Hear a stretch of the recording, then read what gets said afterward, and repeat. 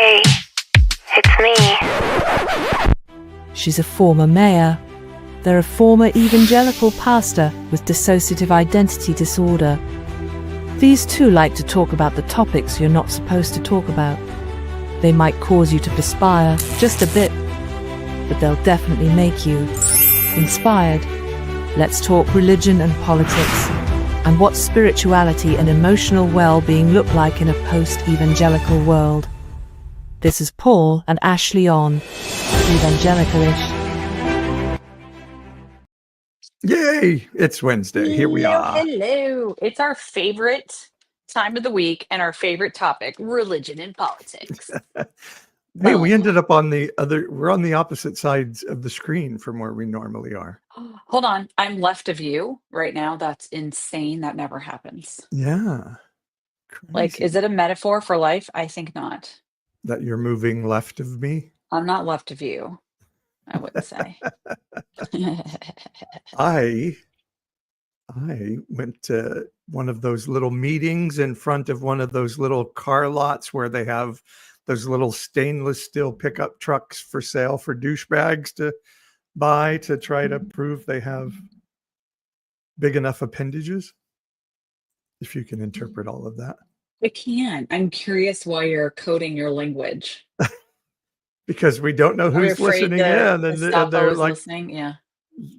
in some ways, I'm sort of joking about that, but like But there kind of are also. there threats to like make protesting a terrorist act in America. So it may not totally. There may be a time where going out to something like that, you have to wear a mask and not put something on Facebook. And in some states they're making wearing a mask illegal for that exact reason. So yeah. Well, let's just say we know plenty of people who have been arrested for peaceful protests in their careers and in their lives, and it's not the end of the world. It's not something that I would Yeah. cherish or want to do. But if I ever felt like, you know what, it's time just to stand on the front line and say, like, no, I support democracy. And if it means I get arrested, I get arrested.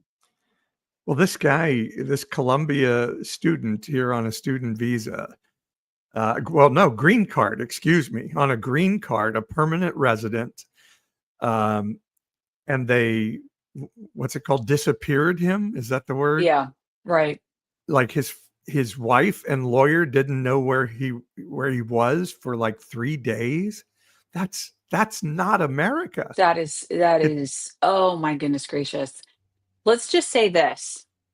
At the end of this whole situation, this man has such an incredibly huge lawsuit on his hands against the federal government, and he will I win. hope so.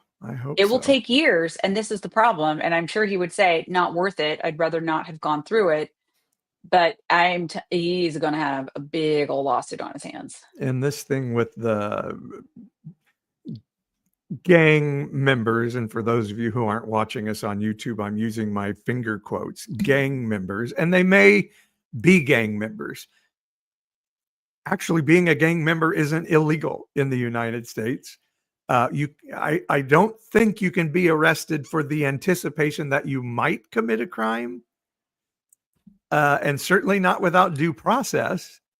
And to take these men to a country that they're not from, if they had sent them back to Venezuela's saying they won't take them, but that would be one thing. But to send them to another country that they're not from without due process, and probably sent the planes off despite a judge saying don't do it. It just is stunning to me that MAGA people who claim to be patriotic and ultra constitutionalist are just sitting there going, yeah, great, I'm glad we did that, is beyond me, just beyond me. Like, we should be hitting the street saying, no, nobody, whether I like them or don't like them, should ever be arrested in the United States without warrant, due process. We did this before. We put citizens into concentration camps like right around the corner from where we live here, and we should never, ever say that's okay ever again. Yeah. I think I would say this, that I don't think I'm hyperventilating fearful as much as I have been in the last 6 weeks. I think I've kind of moved through that phase, and I think with Yeah. enough news coverage and, like, it's causing so much national conversation around, like, oh, this era, there's a little bit like we have been through this before.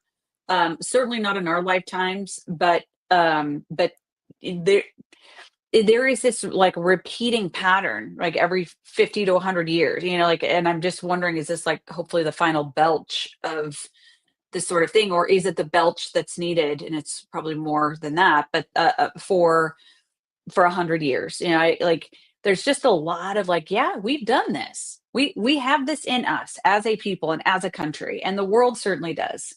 And it's like it's almost like I think I'm through the shock of it all, and now I'm just like, okay, then therefore, what have past generations done to stand up for and choose a different way forward? Okay, like we just have to be ready to do that. Yeah. And I hope you're right. And I love that. I think I realized today I've been in mourning. I think it's awfully dangerous to keep depending on, well, this has come on before and we got through it. Because there's, the one time you can only not get through it once, Right, and you right, right, never right, get to right, go back ever right, again. right. Um, I think even just going out to the Tesla thing was just a moment of like, okay, I got to start at least putting a foot in front of another. Uh, I'll probably talk about this more in a video later. Jon Stewart did an interview with Senator Chris Murphy, from a Democrat from New York, and I even thought John could have pushed farther, but it was really good. And I thought he made the point really well that, hey, Dems, you guys are better than those guys, but not so much better that you can sit here and say, At we're least it's not absolved us. and Yeah, blamed in all of yeah, this. yeah. Right. And and so Stewart was just really pressing Murphy on, but what's the plan? And Murphy, who is way better than where Chuck Schumer is, for sure, was like, well, we just have to tell people, that we're the party of the people. We always have been. And Stewart was like, no. How about what's the plan? Like, what are Right. you going to Right. do? Exactly. What are you going to That's do? Like, frustrating. we should, and he's talking about corporate money and stuff. And like, so don't take corporate money. Like, say, when we Yeah. get in, we're going to Yeah. end this process of corporate money. We're going to give health care to everyone. We're going to, maybe call it something. And Stewart's like, let's give it a name. Let's see, what could we think? How about like project something? Like, let's put together a plan and say, vote for us. This is the radical shit we're going to do when we get in there. Instead of like, hey, we'll get in and then we won't do anything we tell you, and we'll just breathe a sigh of relief that, we At survived least it's Trump not that again. guy. Yeah. Yeah. Right. Right. And I thought that was Well, really let brilliant. let me say that. Okay, so last night over a glass of wine with our friend Liz Erickson, who was on the show with us Great guest. towards Great the guest. election last November. I was about a glass and a half in, so I was extra brilliant and extra poetic. This is what I found myself saying. The political system will not fix this. It will not fix it. The only fix is that individual people in individual, like, neighborhoods and in our own inner work and evaluation of what is important to you and what is life and what is the society we want to be a part of, enough individual people without coercion and influence from political parties who are both incapable of compelling anybody right now for anything except for MAGA stuff. We have to choose, regardless of my religious affiliation, regardless of my political affiliation, regardless of my day job. I choose democratic values. And that means I have value for somebody who may not agree with me.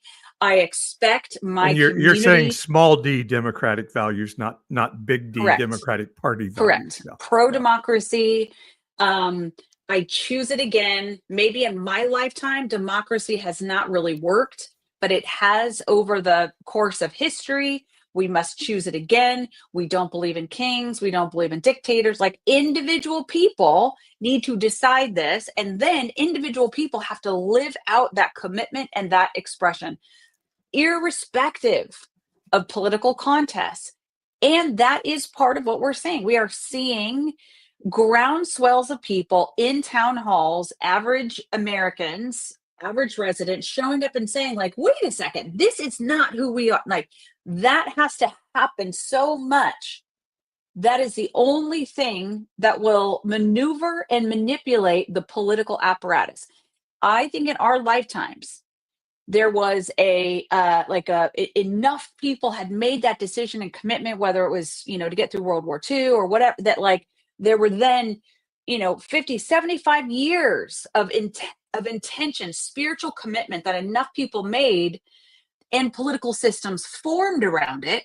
Those political systems could compel a little bit, but it is no longer the thing that can bring people together.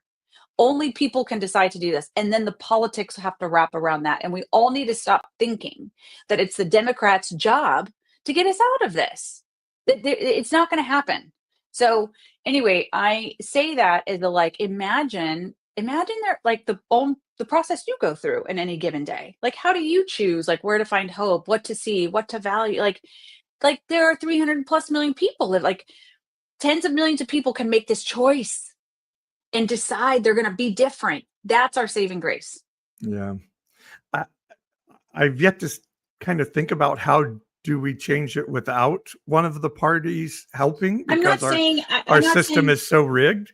But I'm not saying parties are like you do have to use the levers of government, but I'm just saying there's sentiment, there's public sentiment, there's, if you wanted to put it in a spiritual or like a spiritual context, it would be like the heart attitude of the people. Enough people have to say, like, I don't give a damn about the politics of it. I'm going to choose this. And then those people will decide what lever do they want to pull. I mean, in our country's history, sometimes the political right has carried that heart attitude of collective and courage and value, blah, blah, blah. Sometimes it's the political left. I'm saying right now, just like, stop thinking it's going to be either obviously not even the right. Stop, let's make this decision. And then, we're going to have to use some political process to like keep moving things forward at the community level, district level, whatever. And we are going to get to our topic of the show. I think you're right. And I think one of the points Jon Stewart was making, I heard Bernie Sanders making this point the other day of like, the Dems have been trying to win elections. And that has to end. You have to start saying what is good policy, what is good for the people, and just start doing that and arguing that. And right now, Bernie and AOC have huge crowds showing up wherever they go. Tim Walz is going around having. I heard Walz in an interview today, like, he's going to districts where Republicans won't show up for their city hall meetings or their town hall meetings, and he'll hold town hall meetings in their districts. And I'm like, oh, that's beautiful. That's really something. So I think, those are the type of things, like, what matters to people, and start doing that. Oh my God. I feel like I could just like preach a sermon. I'm just, what has to come up and out, and I don't care whose mouth it comes out of. I don't care what side of the aisle they're on. I don't care if they're independent or if they don't consider themselves political in any way. What has to come up and out to compel people is the pure, sort of the bright light of care and concern for the whole thing working, and courage to make it happen, and courage to tell the truth. And I think any political actor right now that is like flowing with that, they're going to be successful. That's how political districts are turned. It's like somebody shows up that is actually the real deal. And like a whole lot of people can be the real deal. A Yeah. whole lot of people. Like right now, if it's Bernie, fantastic. If it's AOC, great. If it's, Joe Scarborough, terrific. Like whatever. Just that spirit has to flow. And we just got to look for that spirit Yeah. and Last choose thing it I'll say on ourselves. this, and we did, Doug on the left here in the live chat is saying, I think the damage is already done. Why would any of our allies put trust as much in our nation as they had prior to Trump? And you and I were talking about this the other night that, maybe the U.S. stepping back and creating. And now what Trump's doing is nuts. I think he looks at the world as his big game of risk, and he's just like, I'm going to try this and see what I do that, and he doesn't even think about the fact that the lives of real people are being seriously impacted.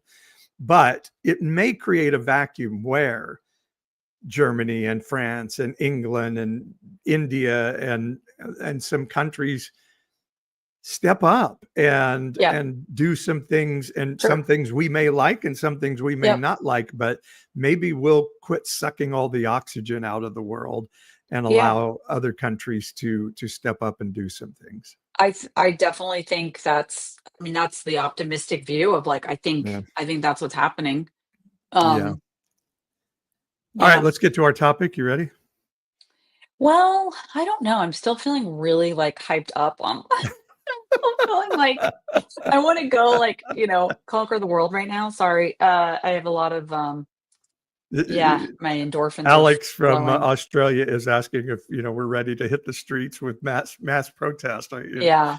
Uh, I think it's the equivalent. Like if you look at Um, well, I don't know if everyone knows this, but like I absolutely love Rachel Maddow. Like I watch the first half hour of every show. I think she's so smart, and I love her style, and I actually believe that we're best friends. She just doesn't know it. But anyway, the start of her show, every show, she's opening with here's the evidence that individual people are saying, like, God damn it, no, that is not what I want in my community. Like the people who came out in support of the kebab lady in New Jersey. It's like, the white town mayor and the white state legislators like, no, this lady's a pillar. Get her out of your detention facility. Like she caps all that. If you kind of like, and it's happening in such low key under the radar places, that is a sign of like real public sentiment.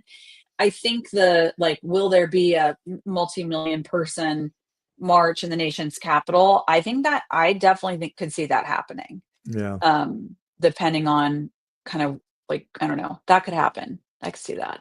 it could happen. It could happen. Yeah. I think it is important to look here in California. A Christian high school basketball coach, small things, agreed to play a basketball game against a school from San Francisco that had a player who was accused of being a trans woman or trans female. And several other schools, I don't know, several, we know for sure one other school that's actually right from in our area had forfeited instead of playing against them. And so I don't know if I even told you, I did get an email back from that. The basketball coach is also the pastor of the school that takes on that is the sponsor of the school. And, and it was clearly it's a MAGA pastor, but, he said, hey, I think at some point we've got to display Jesus rather than something else. That's so cool. So, yeah, he said, I want to show that we love and care about people that we even disagree with, and we're going to play. Oof, powerful. And I really appreciated that, even though I told him we probably disagree on 100 things, but I just want you to know this meant a lot to me that you played. Now, unfortunately, the player did not show up for the Yeah, game. I know. That's pretty Yeah. sad. Don't you think that person was just like so harassed that and probably Absolutely. afraid for their life? I think they probably got death threats and all of the Yep. stuff that happens And around these things, and probably was afraid to show up. if you're that child's parent, you're like, that's it, you're not playing. Yeah. like that's so, so, so sad and scary. Yeah. Wow. Okay. Did you ask the pastor to come on the I evangelical-ish actually did podcast? not because I'm not sure You what we assumed would a get. no. Oh, No, we I should didn't have that. assume a no. I just, Okay. like what we're going to talk about with my right wing media interview here. I'm just trying to, and you're good at these things, and you probably would do a great job with that interview. I really have come away from this interview that we're going to talk about today. Like, how do we bridge the gap when we literally are coming from different planets? With some of these people, and Well, it's but to me, yeah, I made a video this week that it's like arguing pizza toppings with someone, and I'm like, no, it's okay to put pineapple on pizza, and knowing that a lot of people hate pineapple on pizza, and the other person I'm arguing with is like, no, pizza is nothing without human flesh on it, and it's like, wait, we're not coming from the same place here. We're not arguing two sides of the same coin, so that, yeah, yeah. I think that's a good question. And like, I mean, people through the, eons have philosophers and such have tried to have framed up that dilemma. I think the reason to ask the question is like, and you don't know the answer, but you can just ask the other person, how, do you think this is bridgeable? Or is the bridge only available if a person agrees with you, if that's the case, and can you acknowledge that if that is the only way you can have a conversation that you in fact cannot bridge, and if you cannot bridge, then what do you do? Yeah. And like you can just talk about that. But anyway, Yeah.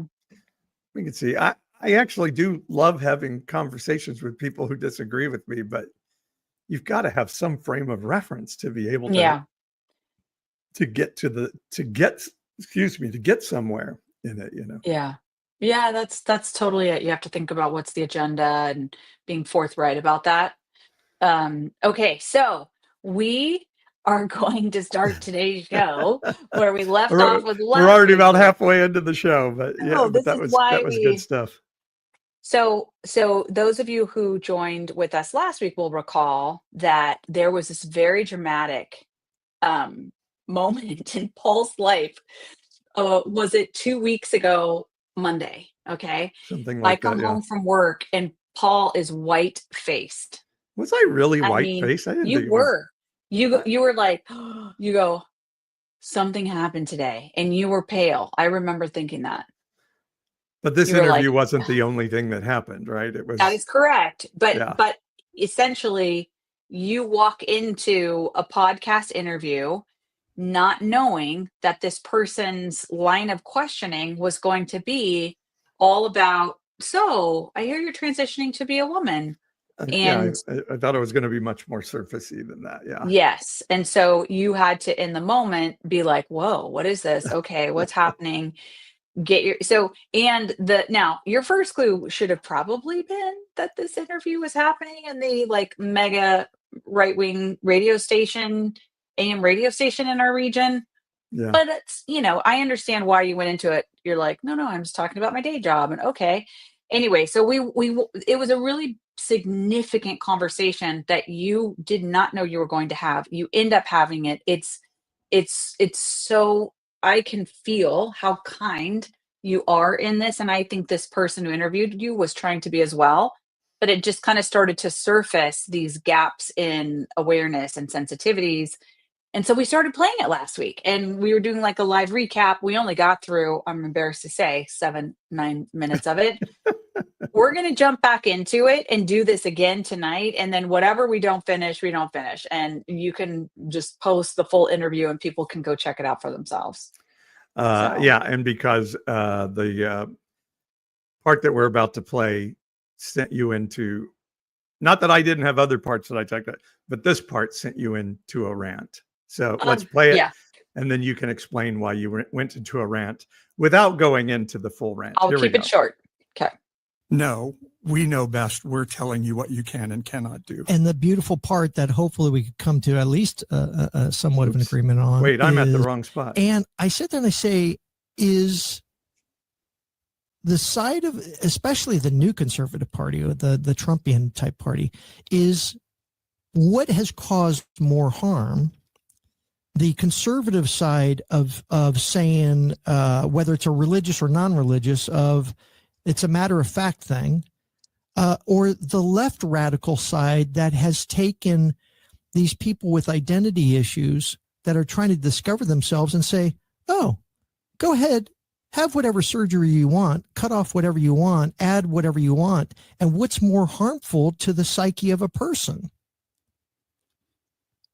I'm trying to figure out on the telling a parent, take your child to a doctor, take your child to a therapist, ask them what is the best care for your child, and making that decision together as a family. How is that worse than some right winger saying, no, we know best. We're telling you what you can and cannot do. And the beautiful part that hopefully we could come to at least somewhat of an agreement on is on the left. And again, I don't like getting political. It is take that child without the parent being part of it. No, it's not. And so at least when it comes to right and left, you could somewhat agree that at least the family has to be involved and the parents should be involved in this decision making, which is quite honestly a more right wing type. And believe me, I'm not. Sorry, that's it for me. That No, was it it. is not. No, was it it. is not a right wing thing that people on the political right love their kids and go with them to the doctor, and people on the left do not. That is utter bullshit. So if that's what I ranted about last week, I'll just leave it at that.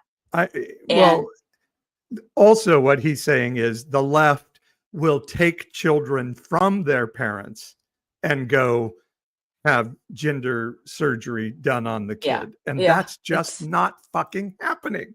That doesn't happen. God. It's bullshit. It makes me sick. It's absolute bullshit. And what we're seeing is that the fact is the right is much more likely to want to get into the doctor's office with you and say, and have no, a say you so can't about do that. it. No, you can't do that. No, you can't do that. Yeah. Than the left is. It's just so, It's so dumb. Paul W says that's the dumbest thing I've heard today. That made me laugh. And I'll tell you this, like, this is a humble pie, embarrassing, or like, just, I don't know. It's like moment for me. I was a Republican mayor of a major city in California and in the US. And I can tell you right now, when I started as mayor, I was conditioned to think that people on the right were better parents, better families, and like love their kids more. And I was confronted with my own ignorance and arrogance and disgustingness that is in office when I started to interact more with members of the public and people who were not from my bubble. And I was confronted with it early on of like, oh my God, you've got this all wrong. Just stop it. And it was very subtle in the back of my mind, like bias that I didn't know I had. And then when it was confronted, it's like, oh my God, I can't believe I've carried that. And so, that's a real trigger for me. And nobody right now is doing more to say, we know better than your doctor does. We know better than your psychiatrist does. And like all the time, people are saying on social media to me, like, being trans is a mental illness. And I say, no, that's not what science says. No, that's not what psychiatrists say. And they're like, no, it is. And so, like, what are you basing that belief on? That, and I love the meme on social media that's like, how unbelievably arrogant do you have to be to say you know better than scientists who have studied these things for decades, and it's just so true. So true. All right. So that was Yeah. last week's rant. Let's keep going. We're going to get through a little more of this interview this week. I'm going to pigeonhole you and Yeah. try to make you a Republican, for God's sakes. Yeah, not happening. But at least you do, and I see from just your conversation that you may not have some of the beliefs of many of the radicals on the left side, but you at least know that I do just want to point out as I stop it here, like it's always like the radicals on the left, that, you know, there's always that little push of kind of everything he says has that little tinge of, oh, the left are the radicals. And, you know, and every once in a while he throws me the little compliment of, oh, you're not like those radicals, you know, and Right. it's just, yeah. Right. It's like I said, we're coming from a different planet. And to be very intellectually honest, people on the left can do it to people on the right too, right? Like it's just it feels so stinging right now because of the hypocrisy on the right. family should be involved in this discussion. It should be a family discussion. Yeah, of course. And I don't rail what I'm doing is a little bit of a caricature. Again, let me just jump in for what's that. Like, you can hear like the wheels are turning in my head going like, holy fuck, how do I even get us back to like a normal human conversation in this when we're so like, far away? I can hear like, it's like your vocal cords are like stretched so tight. You're like, it's like, yeah. Caricature online, and I'm going against a caricature. One of my taglines is "Thinking is not a sin." I'm trying to get people to think. I think the dumbest thing I've ever heard somebody running for office say, and I won't tell you who said it, I'll let you figure it out for yourself. Little Johnny goes to school, a boy comes home, a girl. Dumbest thing ever said. That person should have been disqualified from running for office right at that point, because that does not happen. Go look that up, Marcella. I think I know who it is too. So, wait, who actually said that? Donald Trump said that. Oh, okay. I didn't know if on multiple occasions. I didn't know if he started that or if he just parroted it from somebody else. So, okay. I don't know if he did parrot it from somebody, but he said it on more than one occasion. And, okay. And I've had people on social media say that it's true, just as they've said there are kitty litters in classrooms around the country that kids go to the bathroom in, which has never happened ever in any school ever. Oh God, I can't with that. Okay, let's keep going. We'll be right back with Paul Swearingen right after this. This is the Mark Capitan Show on KMJ. Okay. I think I cut out the break. I hope so. My guest for today, his book, we're on with Paul Swearingen, talking about a transition in life that he's going through. And he has a book called Religious Right, Religiously Wrong, and obviously talking about the religious right. And we wanted to get into it because Paul was your sportscaster, the friendly face on KC24. The face is not quite the same face. It is maybe prettier. I love the hair. But longer, but I've always been blessed with good hair. You've been blessed with good hair, so have I, buddy. As have you. Yes, I love your hair too. And quite frankly, folks, we're talking about his transitioning to what he may not know. In fact, you have a quote basically, am I gay? Am I weird? Or am I a little bit of both? And so you're really still in the midst of struggling as to what may be going on. Yeah, I mean, this is very new, and I'm actually in the work I do in life coaching. I'm finding this with a lot of Gen X men, that there was never a language or an understanding of, something's weird about me. Somehow I don't, and I know weird is kind of a negative word, but I call myself wonderfully weird, because something's unusual about me, but there's no language, and I feel like probably for me it was like I have some demon in me or something, and so I'm just going to go to hell one day. And that comes from what you've explained as a extremely religious pastor of a father. You sound like a typical priest kid, by the way, or PK as we used to call him back in the day, right? PKs, right? extremely religious father that, and I noticed that a lot of your vitriol and bent against the religious right is based on the fact that your dad was very big, I guess, in the moral majority movement back in the early 80s. Yeah, he was. We were in a denomination of evangelical Christianity called the Assemblies of God, and he Yep. was Oh, he was a muckety muck in the Assemblies of God, and they're, the moral majority. They were very much ensconced in it, and still around. oh yeah, Dad, yeah. Dad. My dad. Yeah. No, my dad passed away a couple of years ago now. Okay. Yeah. And Mom? She's still around. So you explain in your public, I'm not outing anything that is not already public on his podcast. You explain not only a very ultra religious, but also a very abusive father. Yeah. Yeah. Will Mom agree with that? No, No. but that's not uncommon. And Let me just pause right there and just ask, were you comfortable with him asking you about that? I mean, do you feel like you've put so much of this out on social media that it was fair game, or did you feel like that was an inappropriate line of questioning? I think probably we should have had that That's what it feels like discussion to ahead me. of time, Yeah. and you can tell my answers got pretty short. Yeah. Short there. I don't. So maybe not inappropriate per se, but I don't think I haven't spent a lot of time on that stuff on social media. I can tell you that. Yeah. So Right.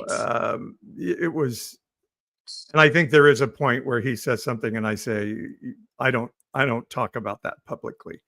So yeah. And also Alex in the chat here says your vitriol. Yeah, I noticed that too. Your vitriol rather than like your critique or your, something. Yes, I caught that too, Alex. Yeah, I think this was the point in the interview when I started feeling on your behalf. Um, oh, like that crosses the line. Like, aren't we like at the point in society where we say things like, "Hey, trigger alert. I'm going to ask you about some things," or and maybe if you hadn't talked to about it before, like on the air, I'd like to ask you about this. Are you comfortable with that? And you could have said, no, I'm sorry, that's not something I have talked about publicly. And he had said, before we went on the air, and I think maybe even when we were in another break, he's like, if you want to cut anything, let me know. Okay. All right. So But maybe that's, he was though, thinking, yeah. that's tough. And I think you're right. I think he should have said, he could even say like, now I've heard this in your social media, so I'm assuming this is okay, but you tell me if it's not. I want to ask you, and you have the right to say, don't ask. And then gone from there. I would have been more comfortable, but yeah, I think I was just listening to myself there, and I'm like, oh boy, I really shrank back right there, didn't I? So, Well, no. but also that was there's just a just that way. moment of like, what is my family going to say if they hear this? You're just, and it shouldn't matter, but yeah, you still kind of were like, eesh. All right. Okay. Well, yeah, I mean, I don't think you I mean, I think you communicated like, I'm closed for business on that topic. Like, you're Yeah. like, no, like, move on. So anyway, but that I will just say as a like person who cares for you and loves you, and I heard that I was like, you fucking asshole. I'm gonna fucking beat your head in, except for I don't believe in violence. So I'm just gonna curse online about you. It reminds me of the time I was driving the car and our son Sam, probably 8 or 9 years old, was in the back seat, and one of the KMJ guys had KMJ on. This radio station that we're talking about that you're Yeah, on. the right wing, and Ashley was mayor of our city at the time, and one of the hosts was, talking negatively about Ashley as mayor, and all of a sudden I hear the little voice from the back seat say, "Is he talking about mom?" And I'm like, yeah, son, he is. And that's part of, part of the job. He's like, I'm going to jump right through that radio and punch him in the mouth. So sweet, little Sam. Yeah, he was Oh, not so happy. sweet. No, Not happy. well, it's a blood sport, local politics.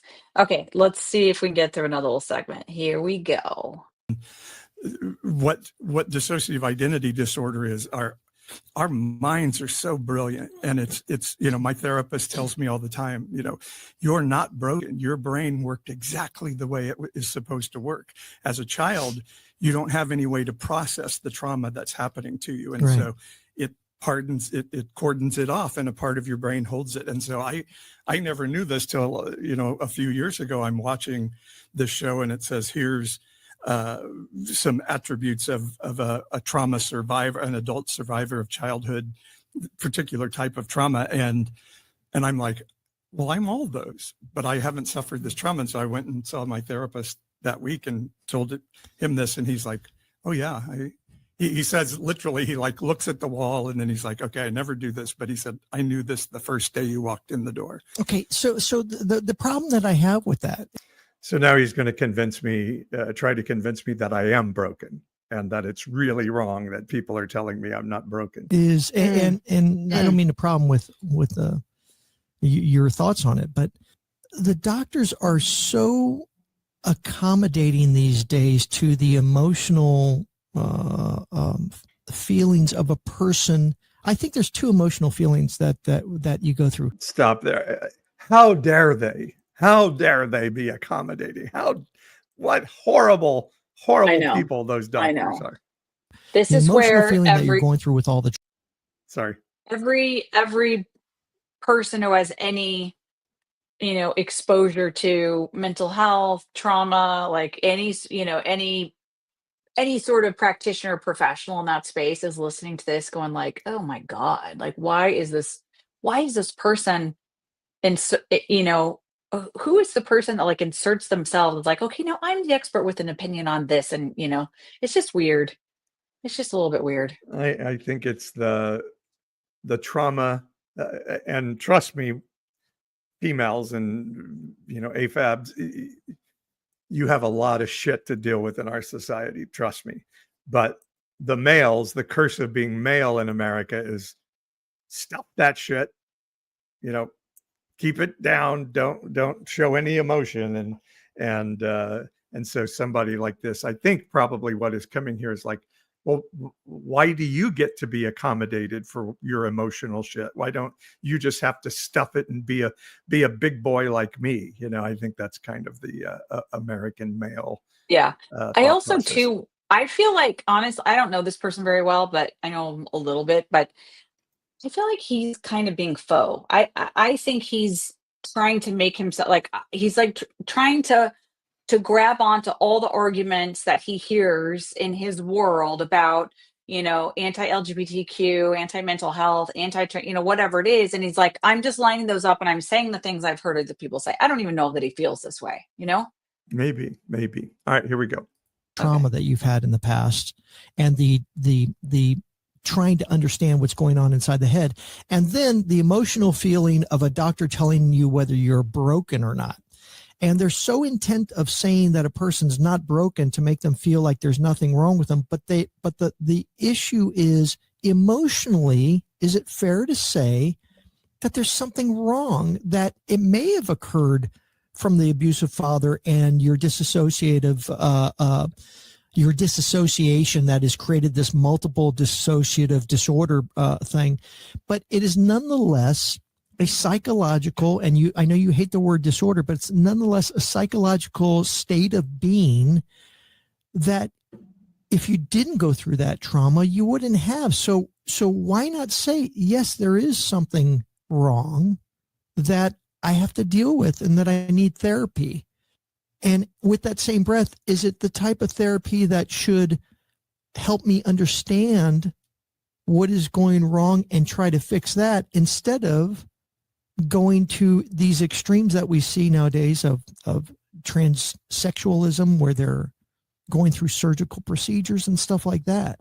Well, that is if you're saying that a transition is directly tied to the trauma, which is that's not scientifically true. Yeah. So you don't think that your transition is based on this dissociation? I don't.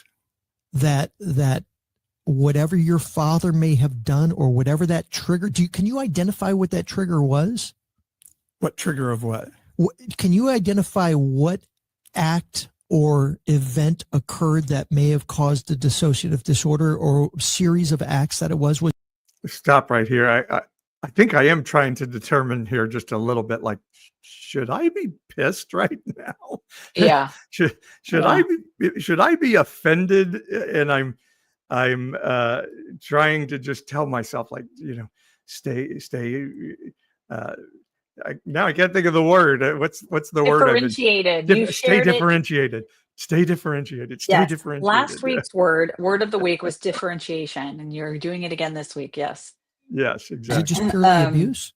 Oh, I'm very aware of what it was. Okay, and I don't want you to And have those to aren't say things it. I disclose in public. Exactly. Yeah. Okay, but I'm assuming it's a common thing.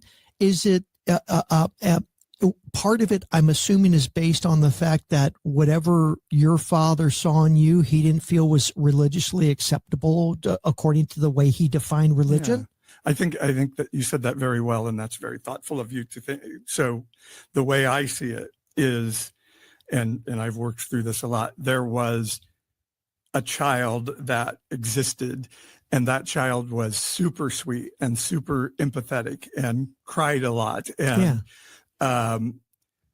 and it had impacts on my parents in different ways because they had their own struggles. She was not protective of you, though, when he started acting out regarding that. She couldn't be. She had no power in the household, and he's a pastor. He's seen as God in this church that we have, and he is the breadwinner of the house. So everything that we did in our house was to protect Dad from anything that happened inside the household ever getting out. Let me ask you this. World. Because it is a dramatic change that you're going through. At some point, and here's the simplistic thing that I was talking about, Marcella. I'm a nuanced guy, so that's where we struggle together a little bit. But the simplistic side of me says, Paul, myself, if I'm you, my dad was up. Bleep that out, by the way, Marcella. Oh, we don't get to cuss on the show. Darn. No, you could cuss. We have to bleep it out. Oh, okay, cool. Have you gotten to the point to where you could just say, my dad was up, and I'm okay with it because I don't want to be up myself, and I don't need to go through these machinations. I could just say, he was wrong, I was right, or I was what I was, and that's all there is to it. It's funny. I just did a video today that's what the Christianity I grew up in told us to do. Just go to the cross and pray and it'll all be good. Just choose joy. I want to be healthy. I don't want to act like everything's okay. So I'm walking through, okay, bleep this out, get ready. I'm walking through the because I want to live a real life. So I was this person. I became this mask. Yeah. Paul Swearingen that lived from the age of 6 until 57 was a fake. So I could survive. Okay. And now I'm trying to become the real person that lived before. And we're going to talk more about the real Paul Swearingen right after this. This is the Mark Capitan Show on KMJ.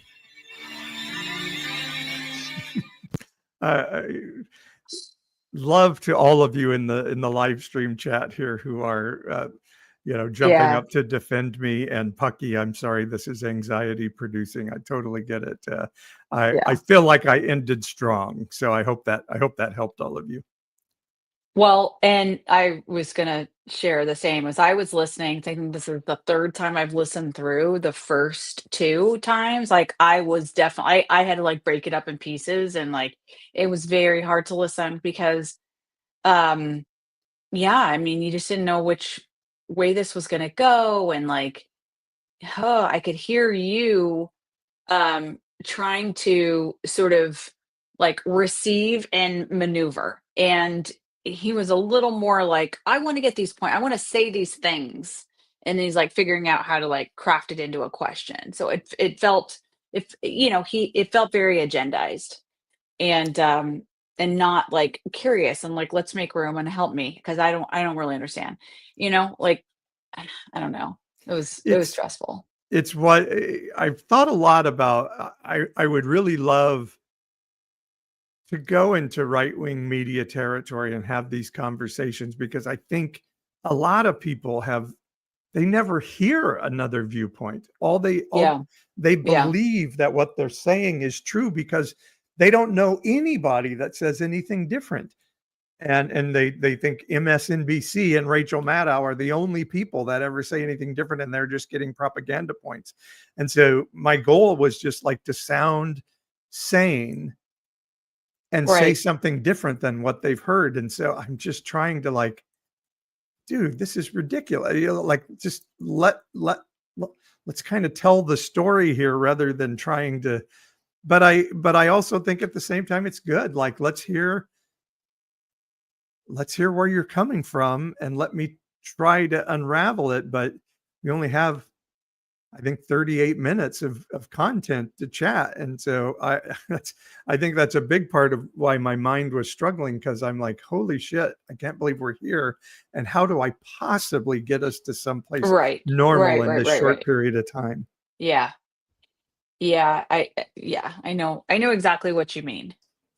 Yeah. Um, well, okay, but you would say net positive experience, like you're net positive, glad you did it. Yeah, very much. And I think if if we were to listen to more, and I'll put the link into the show notes and things, I think people would be happy because I did push back, and I think I got a little more aggressive pushing back as the show went along, and I was getting a feel for where we are, and I got to say things like, uh, I I love Jesus, I love the Bible. It's just Christians I don't like, and some things like that. And we talked about trans athletes in sports, um, and I got to give some perspective on that. He was I'm a science guy and I really like science, and I kind of got to push back on that. So I think it went really well. I felt really good, and I've had friends who have listened to as well as you, and have come back with like, some have been like, hey, I think he was really trying to be kind, Well, and that's and what I said. You yeah, probably heard that from your wife. Like I can tell I heard it that from he you and is Bryce Yoakum. Yeah, Bryce Hill. Oh, interesting. Okay. yeah, Yeah. Yeah. Yeah. All right. Sorry. Go ahead. yeah. And then I heard from other people like, I effing hate that guy. Yeah. Exactly. Like some of the folks have said in the In live the chat chat. here. Yeah. And just like what an asshole. And I I was told by the producer that they got very positive feedback from the show. And then I was a little bit like, oh, if I didn't get any negative feedback from a KMJ audience, You didn't break maybe I enough. didn't do Yeah. my job. I may have been too nice. So No, I think in the moment you played it, like what came out of you. Cause I actually don't think you gamed this. You didn't know. You walk in, you're like, what? And so then just what comes out of you, I think was a really beautiful display of like who you actually are in all of this. And I was very proud of you. yeah, thank you. Yeah, because I think, as he's trying to say, why don't you just buckle up, young man, and be the man you're supposed to be? Yeah. I felt good to say, well, no, that's a facade that so Right. many males are required to put on. And why would I do that? Like, what's the point? Or And by the way, which is the harder assignment in life? Which yeah, requires more courage and actual fortitude and backbone and commitment and face like flint? Which to do the hard thing and to know that when you walk into the room, everyone's looking at you and thinking you're weird, and walk into a KMJ audience and say like, no, this is really who I am. The mask is off.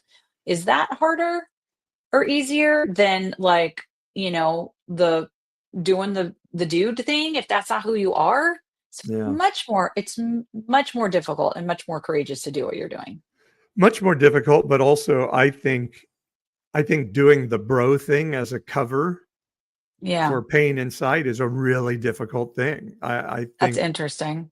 I think you may not uh, get as much outward Mm, pressure overtly, but mm. inside you're terrified all the time. Ooh, What if they that's a find out? What if they find yeah. out? What if they find out? You know?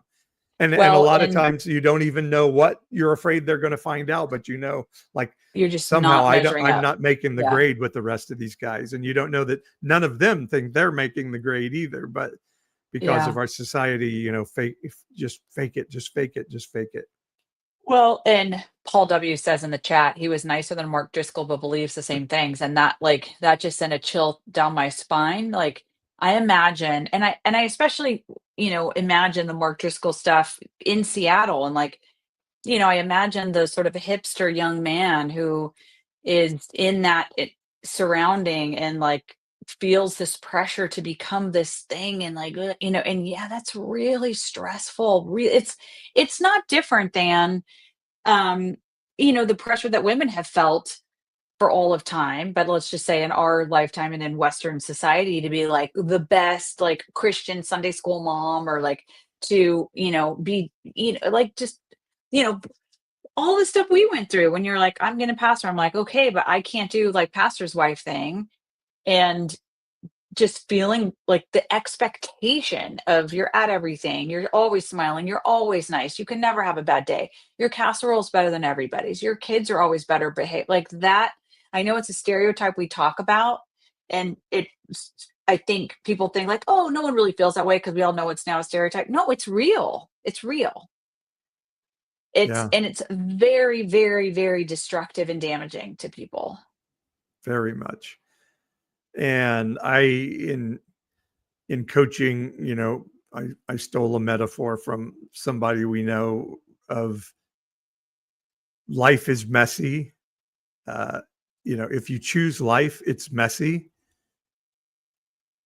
and you can choose a path in life that's clean. But nurseries are messy, cemeteries are clean and neat.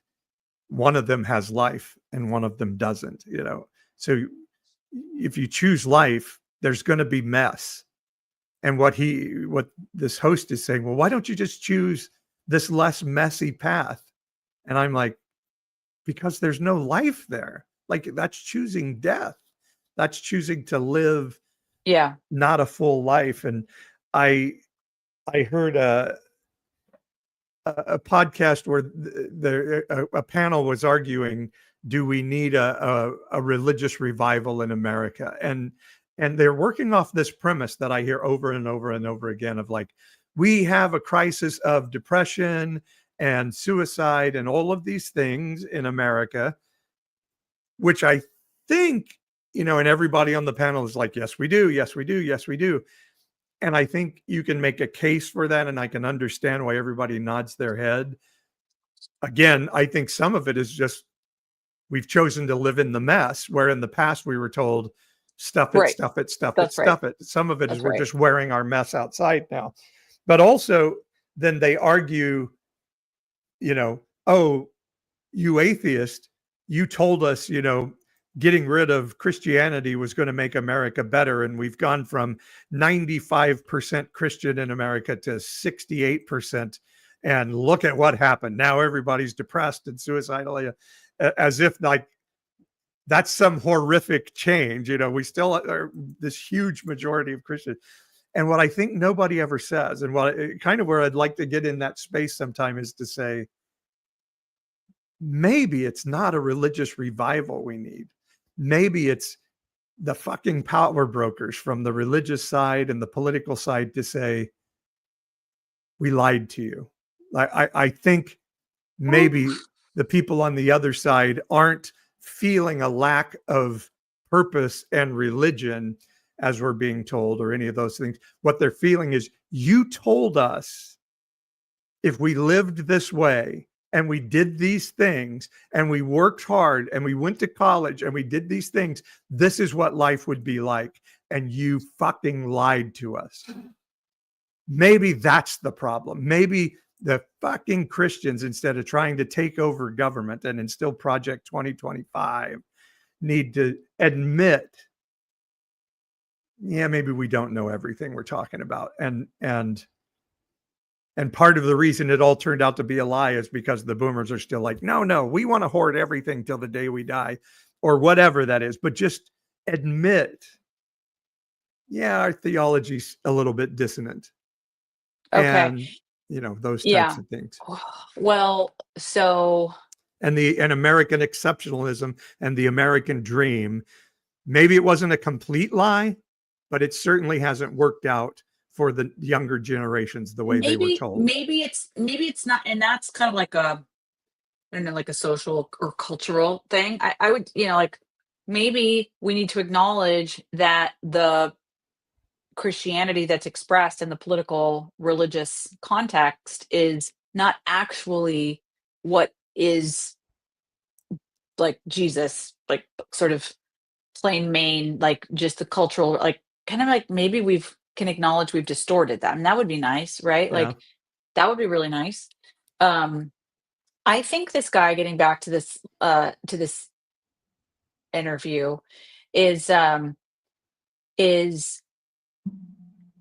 I think he's basically trying to say, like, hey, if your non-genderedness is a result of, trauma that you experienced, why, like, are you not creating more trauma for yourself by like living it out and accommodating your parts and your non-genderedness? Are you making it worse for yourself? And I have to tell you, like, that's kind of, I can understand that question, right? Like I've wrestled with that. I've had to work to Yeah. understand what is all this and what is happening. And so it could be like, all right, yeah, it's a good question. But what if being non-gendered, or trans or whatever is actually who I really am and not just the result of trauma, or isn't the result of trauma? Like, what if that's true? What you gonna do now? What if that's true? Like, can we sit for a second and just like create some awareness of like, yeah, maybe this is actually just true for some people. And then, and I don't get what you're can that saying. just be, Are you saying some people should not pursue full no, self and full life? no, I'm saying, like, it's almost like people can handle your you-ness right now if it is the trauma. Like, oh, okay, well then it's mental health, and therefore it's okay that Paul's got his nails painted and is wearing earrings and looks like a rock star. Like, I can handle that, but like you're kind of like, well, I don't know that that's exactly what. Maybe this was me before I was traumatized, and the trauma was to cover up for that. Right. What if that is true? Right. You know what I mean? Like, that could just be what it is. Well, it's like later in the podcast, we had the discussion about pronouns, and I'm like, what harm is it to you? What I literally said to him, like, I thought you thought.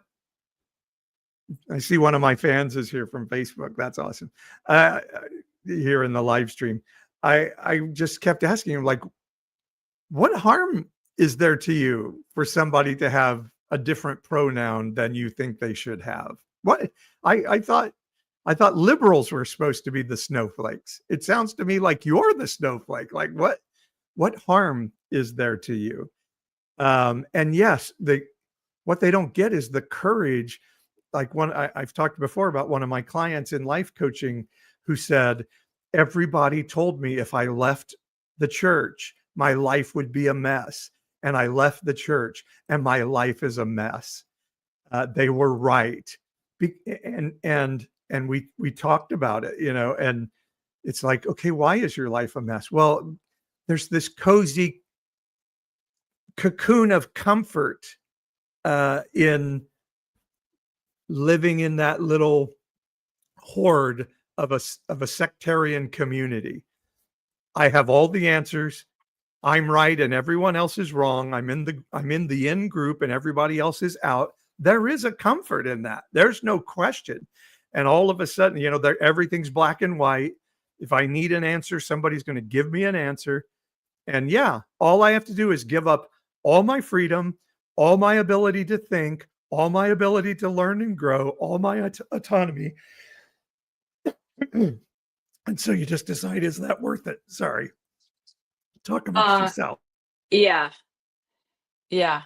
Well, yeah. And I'm appreciating the comments that are coming on the live chat that like sometimes it's just as simple. Like I I have a different way of living, or this is just I'm just a different person. Like why is that not okay? Um anyway, you know what? I'm actually thinking too, also because you're like choking off the show right I'm now. choking to death. Yes. I think it's probably time to wrap, is what I'm thinking. That's called a hard landing. Um, you know, anyway, we're gonna wrap up this chapter of our lives where you appeared on the Game J, the Mark Capitan show. We have processed it as a couple.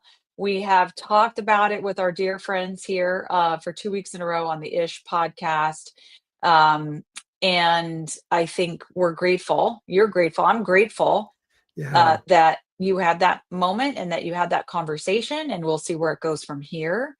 And I really appreciate people holding space with me here for it Yeah. and coming to my defense. I love it. Yeah, that's really generous, and we feel that love. So anyway, do you have the vocal capacity to land on what's on your mind or not? Yeah, I think I do.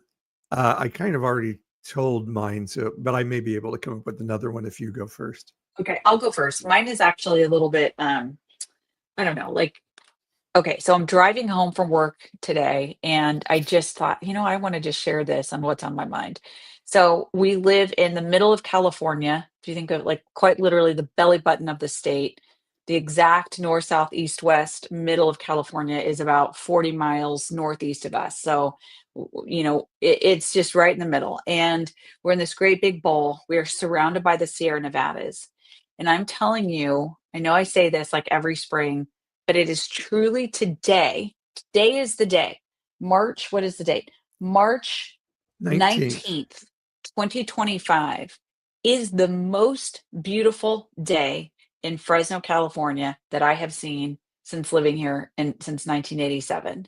The sun was hitting the Sierra Nevadas such that the snow was so illuminated. And then there was this contrast with like the gray granite shadows and the green foothills leading up to it. And I felt like somebody had taken this enormous mountain range and pulled it 60 miles closer. And it felt like I was in Salt Lake City or Colorado Springs. These mountains are right here. And I there's something happening. I don't know if this is like a middle-aged thing, because I know I'm noticing this among my colleagues and peers. I think people are being drawn to natural beauty right now. And there's something very spiritual and profound about that. There's something happening with this spiritual, mental, natural beauty, all kind of interweaving. And I'm just going to leave it at that. And I about drove off the road. And that's what's on my mind, is what a gorgeous place I live in, and how we got to take care of this stuff because it feeds the soul. And maybe there's a post-COVID element to that too, that we were kind of stuck inside for a long time. I like Pucky's idea. We'll have to think about this. Let's do it. In the live chat, Pucky says, ask watchers, listeners, what's on their mind and display the comments. Yeah, I like that. Maybe we,